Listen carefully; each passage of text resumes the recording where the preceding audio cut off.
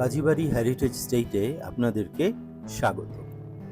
আমাদের এই হাভেলিটি 1820 সালের বহু পূর্বে পুরনো হাভেলি ভেঙে এটিকে নির্মাণ করা হয়েছে। এই হাভেলিটি অন্দরমহল এবং বাহির মহল এই দুটি অংশে বিভক্ত। এই হাভেলিটি রাতের বেলা ঝাড়বাতির আলোকে এই আলো আধারিতে যেন প্রাণবন্ত হয়ে ওঠে। আমরা দেখতে পাচ্ছি এই বহির্মহলের অনেক নকশা, যেটি করেন্টিক ডিজাইনে লতা পাতা ফুল এবং রট আয়রন দিয়ে এ মাথা থেকে ও মাথা পর্যন্ত বিস্তৃত।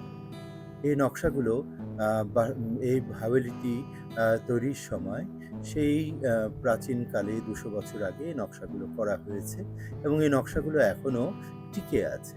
আমরা সেই হাভেলির রইসের বৈঠকখানাটি এখন দেখতে পাচ্ছি। এটির বিস্তীর্ণ বারান্দা এবং এটি হলো সাধারণ বৈঠকখানা, যেটি মসজিদ সংলগ্ন হাভেলির একতলায় অবস্থিত। আর এই সিঁড়ি দিয়ে এই দোতলায় রইসের বৈঠকখানাটিতে যাওয়া যেত। এই হল ঘরে প্রবেশের পূর্বে এই লম্বা সরু বারান্দাটি দিয়ে যেয়ে ঢুকে তারপরে সেই হাভেলির রইসের বৈঠকখানাতে প্রবেশ করা যেত। এটি হচ্ছে সেই কিতাবখানা, যেটি প্রায় ২০০ বছর আগে পুরনো লাইব্রেরি থেকে বইগুলো এখানে স্থানান্তর করা হয়েছিল। এই কিতাবখানার বাহিরের দেয়ালে এখনও সেই নকশাগুলো খুব ইন্ট্রিকেট ডিজাইনে এখনও টিকে আছে। আর হাভেলির বৈঠকখানার একটি অংশ আমরা বাহিরে থেকে হল ঘরের পাশের ঘরটি আমরা দেখতে পাচ্ছি এবং এই অন্দর এবং বাহির দুই মহলের মাঝখানে আমাদের এই কিতাবখানাটি অবস্থিত। এই কিতাবখানার উপরের নকশাগুলো শুরু করে এটি হাভেলির অন্দর মহল পর্যন্ত এই নকশাগুলো চলে গিয়েছে।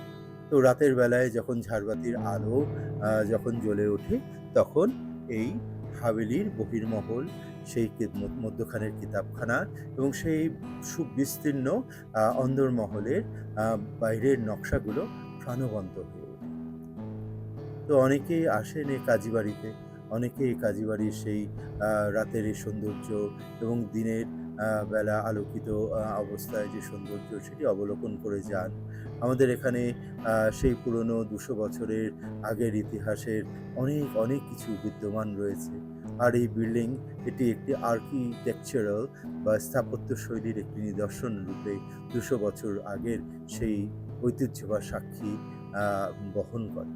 তো আপনারও দাওয়াত থাকলো, কাজীবাড়িতে আপনারা আসবেন, দেখে যাবেন আমাদের কাজীবাড়ির ইতিহাস, ঐতিহ্য, স্থাপত্য শৈল, ইনশাআল্লাহ।